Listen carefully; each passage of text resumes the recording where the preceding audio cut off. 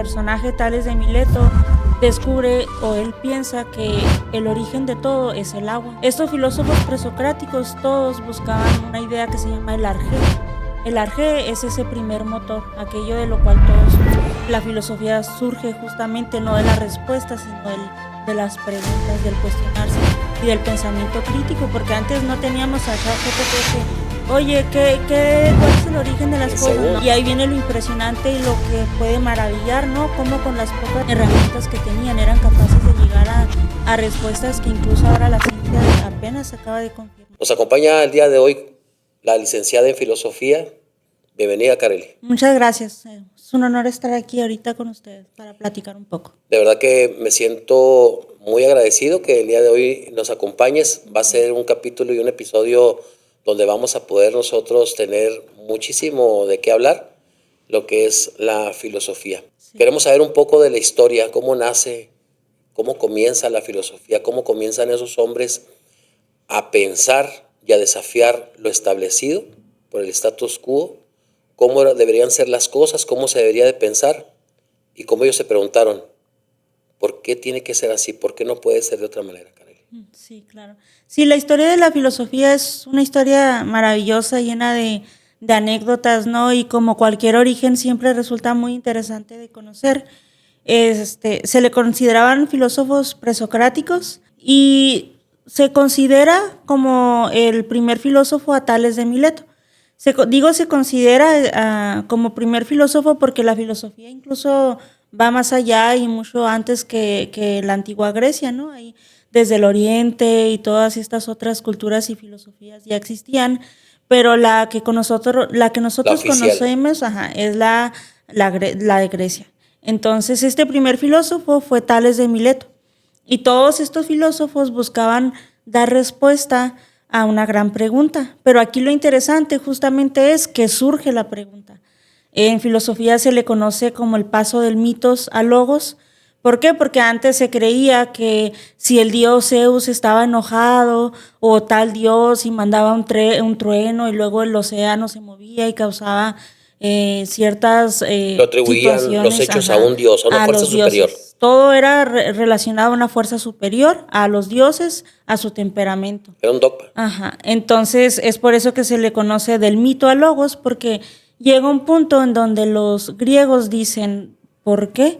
O sea, ¿cuál es la razón que hay detrás de todo esto? Ya más allá del temperamento del dios, es buscarle una explicación distinta. Y más allá de las respuestas, lo interesante es que se lo preguntaban, porque antes no se preguntaba todo esto. Y se lo preguntaban, no lo externaban, ¿no? Posiblemente, pensaban que era posiblemente algo que podía ofender a los dioses. Sí, en ese momento les daba un poco de miedo, pero y sobre todo pues eran tachados de locos, ¿no? Siempre el que piensa diferente se sale del molde es tachado de loco, ¿no? Hasta el día de hoy. Hasta el día de hoy. Entonces este personaje Tales de Mileto descubre o él piensa que el origen de todo es el agua. Estos filósofos presocráticos todos buscaban una idea que se llama el arjé. El arjé es ese primer motor, aquello de lo cual todo surge. Entonces ellos buscaban el origen del universo, de qué estaban hechas todas las cosas. Para Tales de Mileto, y con mucho sentido al ser esta primera respuesta, era el agua, ¿no? La vio en todos lados. Dijo, claro, es el agua. Que hoy la ciencia lo respalda, ¿no?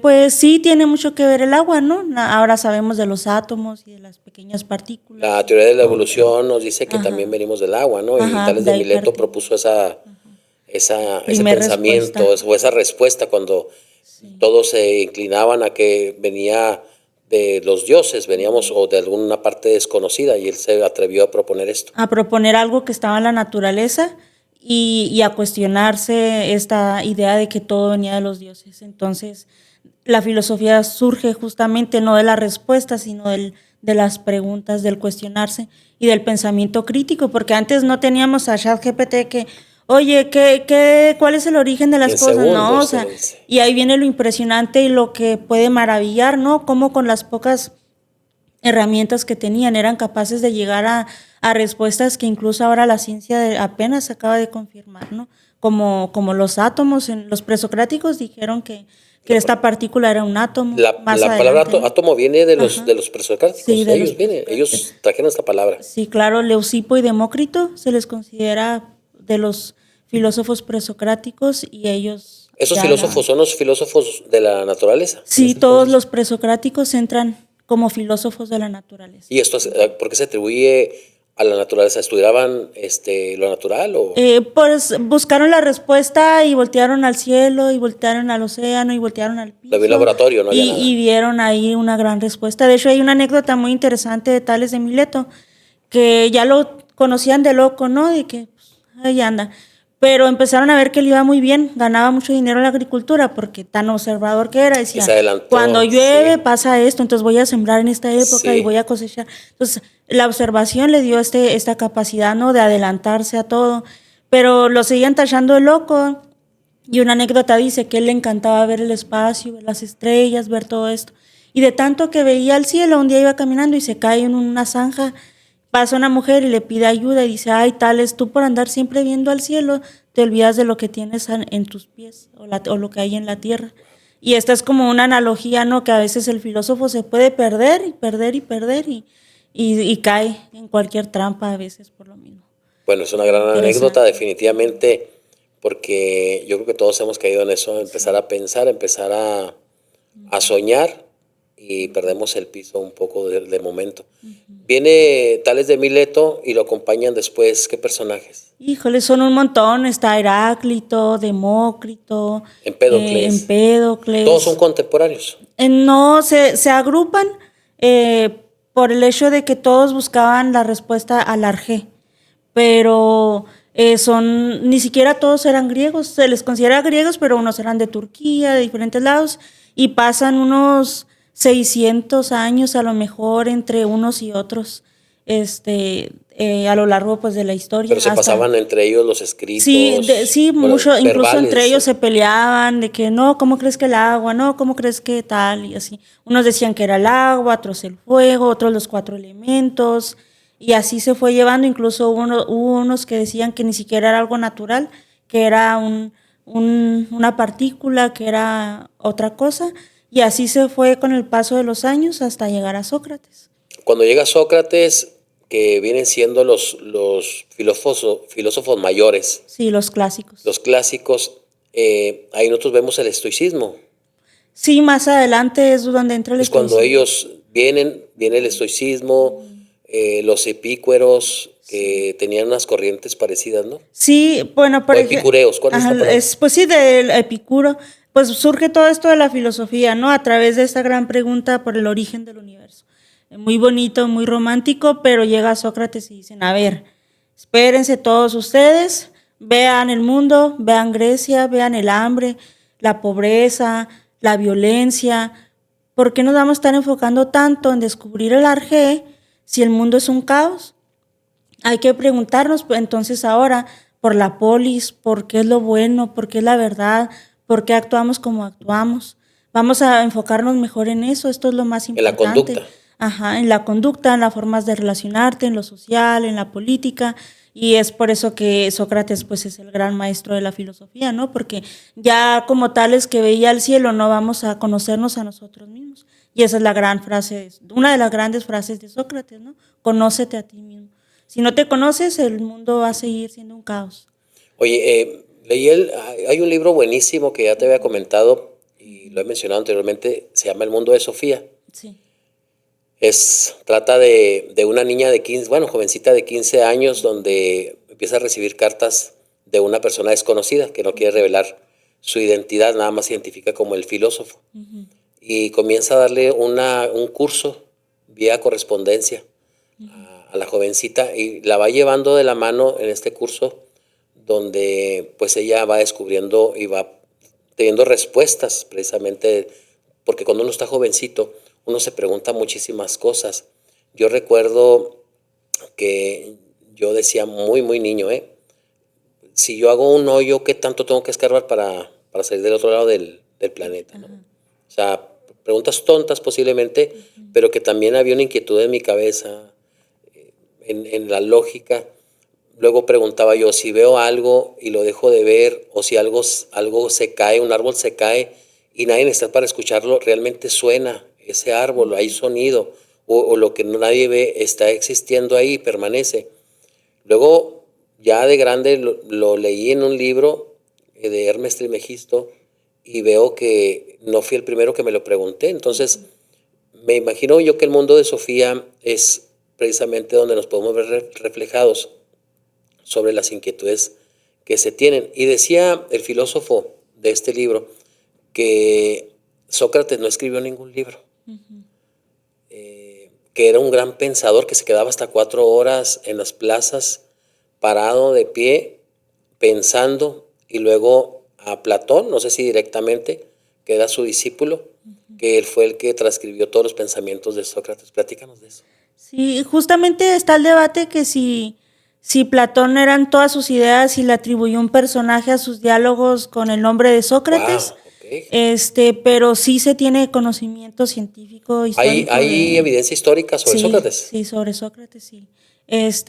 Sobre todo porque, bueno, no voy a hacer spoiler, le cuento primero. Sí, Sócrates fue este gran filósofo que se iba a las plazas y ahí en las plazas filosofaba. Y eso es un término muy bonito. A veces, más allá de entender qué es la filosofía, habría que preguntarnos qué es el filosofar, porque el filosofar siempre depende del otro. Yo sí reflexiono, me puedo quedar aquí sola como loquita, pero al yo externarlo con alguien es donde surge la belleza de la filosofía. Estás filosofando. Y Sócrates es lo que hacía en las plazas, pero lo hacía con un método que se le conoce como el método socrático. La mamá de Sócrates era partera, entonces Sócrates creía en dar a luz la verdad o dar a luz las palabras. Y era muy interesante su método y se sigue usando en la actualidad, es muy, muy común de usar, incluso lo uso yo en mis clases, que es primero hacerte una pregunta. Bueno, primero él lo que hacía era alabar a la persona. Tú que eres un gran médico, no, me encanta tu trabajo, eres el mejor en todo Atenas, el mejor médico. Entraba psicológicamente en un estado cómodo para que pudieran aceptarlo. Okay. Sí, y una vez que lo hacía, ¿tú sabes todo de medicina? Claro, soy el mejor médico. Oye, ¿qué es la vida? Ah, no, ¿qué es tal? ¿Y cuál es el valor de la vida? Entonces la filosofía no es la pregunta superficial. El médico te puede hacer todo el sistema digestivo, ¿no? Pero acá el valor de la vida es diferente, ¿no? El político, el abogado, sí, me sé las leyes, pero ¿qué es la justicia? Entonces Sócrates iba indagando poco a poco a la gran pregunta filosófica. Y al desarmar a la persona que no sabía nada, y de ahí viene, no, yo solo sé que no sé nada. Porque Sócrates justamente decía, o sea, no tenemos que decir que sabemos todo porque es más lo que ignoramos. Y al ignorar es cuando más aprendemos. Y de alguna manera no sería una posición o una postura egocéntrica de Sócrates decir eso cuando sí sabía bastante y podía ganar con cualquier argumento. Lo que hacía filosofando era argumentar, como esa famosa método de los 5 porqués, ¿no? Cuando quieres llegar al fondo de un asunto, pregúntate 5 veces por qué. Entonces, cualquier respuesta que le dieran, él filosofaba y llegaba más a fondo en la pregunta y preguntaba el por qué, el cómo, cuándo de las cosas. Sí. Y al decir el que no sabía nada, no sería de alguna expresión, de alguna manera egoísta, ¿no crees tú? Egoísta. Pues no me lo había planteado de esa forma. Imagínate, o sea, llegaba y le ganaba el debate a todo mundo, filosofaba, o sea, iba a derribar a medio mundo, era un boxeador de la palabra. De la palabra, ¿verdad? Pero es que pienso que no quería ganar nada. Él tenía esta ilusión de ver a su amada Grecia siendo mejor y él creía que con la filosofía iba a poder cambiar todo. Era idealista. O a lo mejor yo soy la idealista en pensarlo así, pero yo pienso que él era muy idealista y que él amaba a su ciudad y él veía todo lo que estaba mal y sabía muy, muy en el fondo que a lo mejor a través de la filosofía la gente iba a cambiar y que iba a aprender a cuestionarse su propia existencia y que eso los iba a acercar a hacerse mejores personas. Y él lo creía tanto que murió por eso. O sea, a Sócrates... ¿Murió muy joven? No, ya estaba grande. Lo que pasa es que Sócrates, a nadie le gusta que lo hagan pensar y que lo cuestionen, y menos a los jóvenes. Y lo veo yo en mis clases. Si les hago una pregunta de un videojuego, la contestan. Cuando les digo, ¿por qué haces esto? Se enojan, se molestan, se ponen a la defensiva, ¿no? Y así nos pasa a todos. No nos gusta que nos cuestionen lo que de verdad está dentro de nosotros. Le dijeron a Sócrates que estaba corrompiendo a los jóvenes y por eso lo sentenciaron. Y él se defendió solito en la corte En el primer diálogo, en el primer libro de diálogos de Platón, el primer capítulo es la apología de Sócrates, ahí viene su defensa. Y él decía que no los estaba corrompiendo, que los estaba enseñando a pensar. Como era muy incómodo, y lo vimos también con Jesús en su momento, es incómodo para muchos el que es diferente y el que te pone a cuestionarte, lo sentencian a morir con la cicuta.